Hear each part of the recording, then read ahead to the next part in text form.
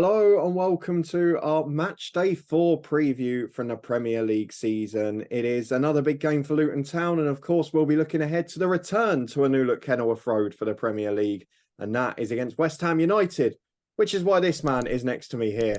A familiar face to the podcast. We'll get to why he's here in a moment, but I'm sure you can probably put two and two together. We'll also recap the Chelsea game from last Friday, but a quick caveat before we start. Due to the bank holiday and time constraints, this is being recorded on Monday, so it is before the Luton-Gillingham Cup tie and the new look Kenilworth Road, which you will see on the channel tomorrow. So we're going to have a look back at Chelsea-Luton, which I was at last Friday, and preview that. We'll chuck on all of our Premier League predictions at the end, so stay tuned for them. But let's look ahead to Luton-West Ham. And Charlie, before we get on to what happened to Luton at Chelsea, I want to talk a little bit about West Ham, because you are a West Ham fan. You are an original co-founder of this podcast. And I guess the first question for you, and something that sticks out like a sore thumb here, is we played Brighton and Chelsea away from home, two sides that counter-attack at speed, that play wide and very quick. West Ham is probably the closest to Luton's game plan, without being that similar, that we've come this season, isn't it? Yeah, it's interesting you say that, because that was one of the first things I was going to mention, was that you've got two teams really who are coming up against each other who, I mean, West Ham's highest possession was 37% against Bournemouth. Famously against Brighton was 22%. So you're looking at two teams, and obviously you'd be a lot more qualified to talk about Luton, but who surrender possession, but are quite quick on the counter, which is great. But it does mean one of the two teams is going to have a more dominant possession on Friday night. I don't know how that's going to work. I think for me, the key to Friday, and I know we spoke before this sort of podcast, is who can almost adapt a bit better to having a bit more of the ball, and who's maybe, there is I'm sure you talk about the ground in a minute. Maybe in the home team, Luton, a bit more emphasis on that. But then does that play into West Ham's hands? So from a West Ham fan's perspective, I really would have hoped that Luton had played Burnley, because I think being the first game at Kenilworth Road is going to add an extra dimension, which we'll talk about in a minute. But yeah, the way that the two styles have matched is great, because I suppose it's quite easy to train and sort of build up, over the week of preparing for, because you're already sort of playing like that yourself. On the flip side of it, you've got either two teams that are going to completely cancel each other themselves out, or it's going to be like a barnstorming sort of end to end. But it should be entertaining. In my head, if you're looking at the way the two teams play, it should be entertaining at the very least. Yeah, and the first game that we played at home on TV in the Championship was a 3-3 draw, so it probably gives you an indicator of how that's going to go. But you do mention something quite interesting there, which is obviously we've got to allude to the fact it is the first Premier League game at the new look Kenilworth Road, and obviously, it's something, it's been mentioned, let's be honest, quite casually and lazily by pundits as the difference maker this season, even though we had a better away record last year, which is a bit of a worry based on the two games so far. But what do you think that will do to West Ham? Because David Moyes is obviously that unflappable type. You've gone away to ridiculously difficult European places and won in the last few seasons, and obviously won the European trophy with the Europa League to look forward to. What is that going to do to West Ham? Do you genuinely think it will have any impact at all, being the first game at Kenilworth Road? It's hard not to get the cliche jar out and start sort of adding to that. But it is, do you know what it is? I think for me, it's because of the new stand and stuff. It's just that whole, because I know it looks too nice, by the way. It looks too nice. I think, I don't know. I mean, in terms of how much of a difference it's going to make, I don't think it's going to be huge, but it is still. Do you know what, for me, it's the first 20 minutes is key. I think as a West Ham fan, if that first 20 minutes, if Luton don't score, then you can start to think, okay, there's the excitement, the atmosphere. It's like any sort of first game of the season at your home ground. That first 20 minutes is quite nervy, I think, as an away team and an away fan, because there is that buzz, there's the atmosphere. I think if that can get to 25 minutes, 30 minutes, you're then looking, all right, everyone's settled into the game a bit more. There's another cliche for you. But I think for me, it's just the excitement, it's the buzz. It's like, you went to Wembley in the summer, like how much difference does that make? I know it's obviously Wembley, but there is that excitement, there is that atmosphere. And I think as a player, it must have an impact on a home team dressing room. I would think, looking at the experience, and like you say, playing maybe in a European final recently, the majority of the squad, obviously, not that in a demeaning way, I don't think a hostile atmosphere is going to be too alien to them. I mean, look at the semi-final, there was a whole bother with all that kind of thing as well. So I think a good thing for pundits to talk about on the TV. I'd like to think it's not going to have a massive impact outside of that first sort of 15, 20 minutes of the game. I would completely agree with you. And from my experience, I know we had the odd game with Sunderland in the playoffs and Watford last year, but generally the atmosphere does get a little bit over-egged to in comparison to what it actually is most of the time at Kenilworth Road. And as you say, I think if West Ham score the first goal, it will probably hush a little bit quicker than you may expect. But we'll see. The away support at Chelsea is one of the most baffling things I've seen. I said it before in a couple of live streams since, that the Friday night when Luton went off after the 3-0 defeat, it's probably the biggest ovation I've ever seen the players have, which is pretty evident after a 3-0 defeat that the fans are going to stick with the team this year as long as they get a bit of effort, and probably will just enjoy it as a bonus season that most of us never expected to see. So I think you've got to take that as a positive. But we're going to get on to two key areas of play here, because I think they are going to be the decisive bits. We'll get to James Ward-Prowse and that element later on, but the first one is the counter-attack, which both against Brighton and against Chelsea, Luton were vulnerable to, albeit on, and I hate the catchphrase and the cliches, but it was big away pitches and whatever else, and being carved open without Gabe Osho, who's one of the quickest centre-halves at the club, still adapting to new wing-backs as well.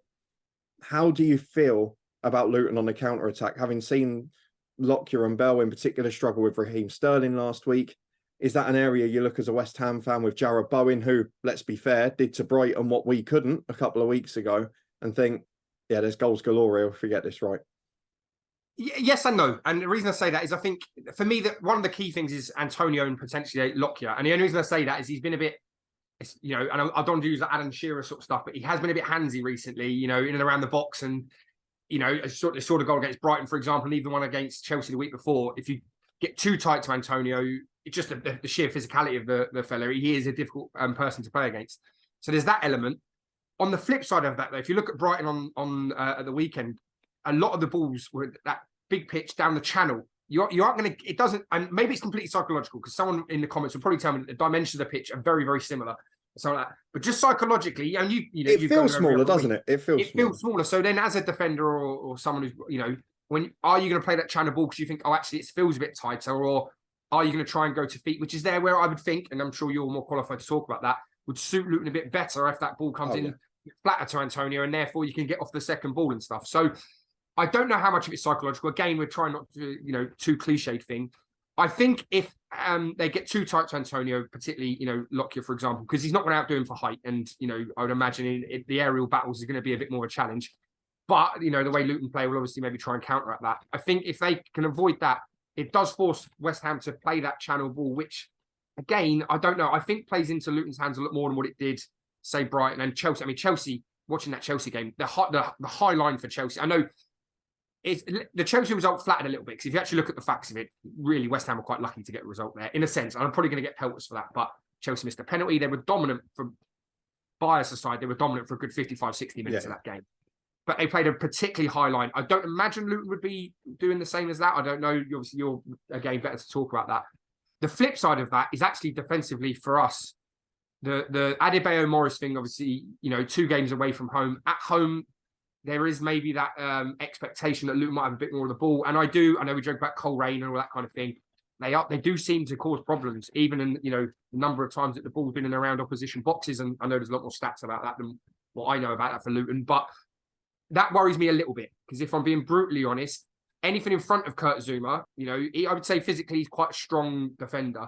The turn of pace is gone now. He maybe had it in the first place. And so for me, I do worry a little bit defensively, because I think Luton, particularly at home, will be playing it forward, and then that second ball, speak about Coleraine and Northern Irish League, do you know what I mean? That kind of thing. So I don't know. But again, that's more for you to discuss. But I do worry a little bit defensively, if I'm being brutally honest. Yeah, and I guess that's probably the biggest challenge for us this week, looking at the previous games, is yes, it's great having the outball to the front too. And we saw it was probably a bit more effective at Brighton than it was at Chelsea, where Thiago Silva kept Carlton Morris relatively quiet. And it's whether, I guess, someone like Zouma can do the same. But the biggest challenge for us is something that we weren't able to do, that we did in the Championship, is get the 2 centre midfielders up alongside them quickly. So you've got 4 players, you've got the 2 wing backs coming on.